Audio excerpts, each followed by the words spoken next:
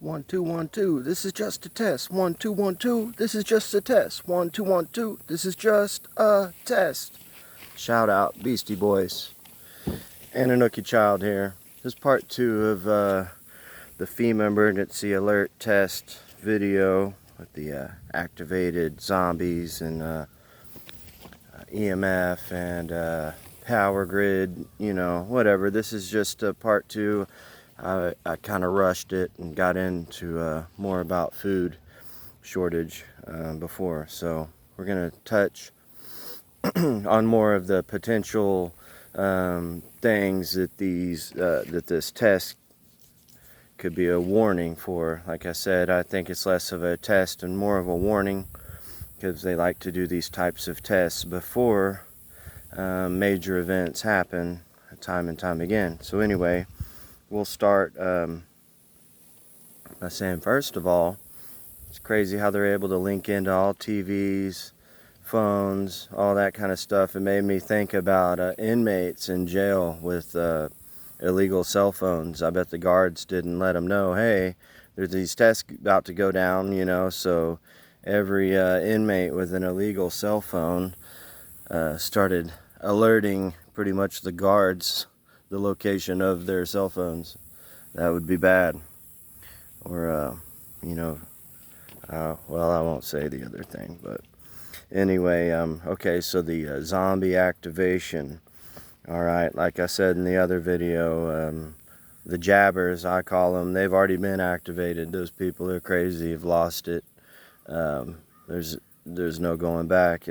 There are long-term effects for the magic potion shot, and we won't get into those, but let's just say my wife's a nurse, and they let a lot of people go for not taking the shot, and most of the people that didn't worked in lab.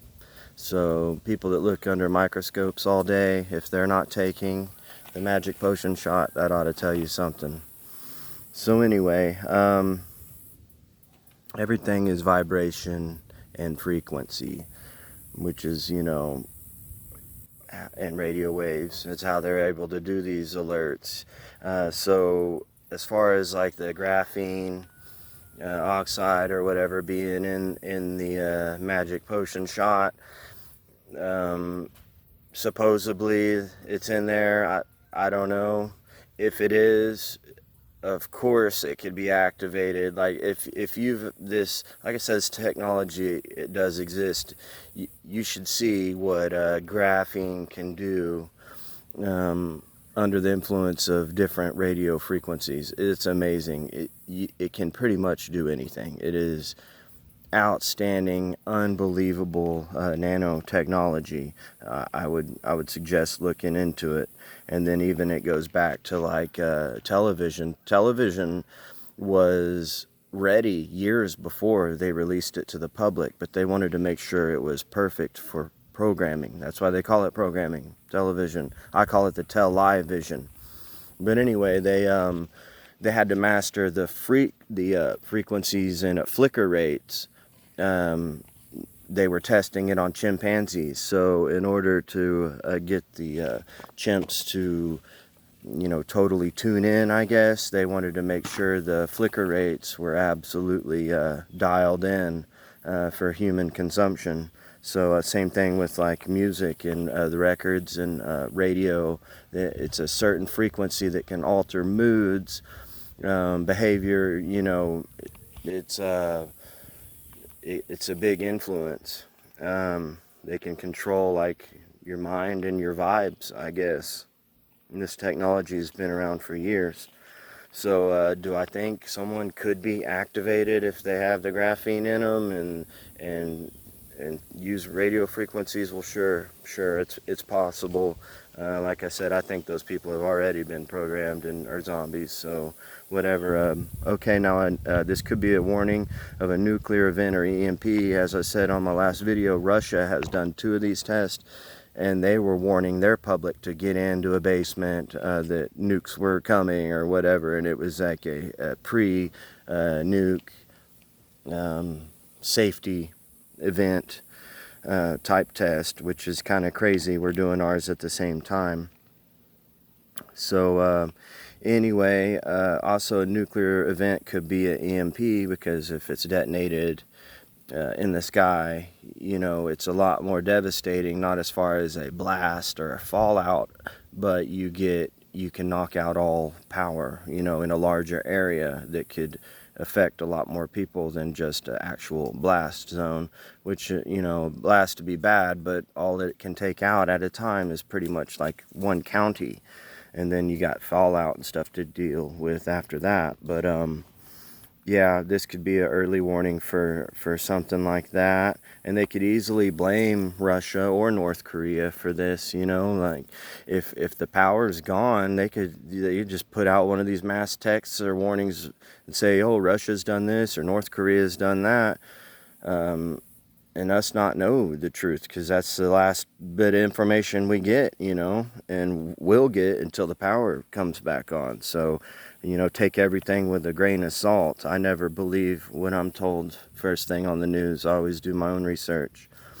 Also, the internet would crash, so everyone's bank accounts, retirement, 401ks wiped, you know, and that would cause a lot of chaos right there. Now, alien invasion, this could be possible. I do believe in aliens, but I also believe they could be ramping all this alien stuff up, getting ready for the rapture. And all I can say is, if all your Christian friends mysteriously disappear overnight or over the day, they will blame it on a alien invasion. They'll say they were all abducted. So when all the Christians disappear, it is not aliens that took us all. The rapture came, and I'm sorry you missed the bus. It might not be too late, depending on if you know, get into the whole pre-tribulation, post-tribulation. You might have another chance. You know, they say you'll be placed on all fours, and if you confess with your mouth that Jesus Christ is your Lord and Savior, you'll be beheaded, and that's kind of your second chance into the kingdom. Like I said, I'm not a pro on this, and it depends on your different beliefs on post or pre-trib. But it's not too late to get close to God now, and to Jesus or Allah or Buddha, whoever you believe in. You know, whoever's your higher power, start getting closer to him or her now. And yeah, they'll blame it on you know, they don't call it UFOs anymore. They call it UAPs, unidentified aerial phenomenon. You know, what else would they say when Jesus comes in on a white horse with angels? Like, they can't call it a UFO, and so now they're calling it a UAP, you know. And so it's just funny, they're changing the names, I think, just in time. I don't know, but that's just a few things. Hope I wasn't too off track this time.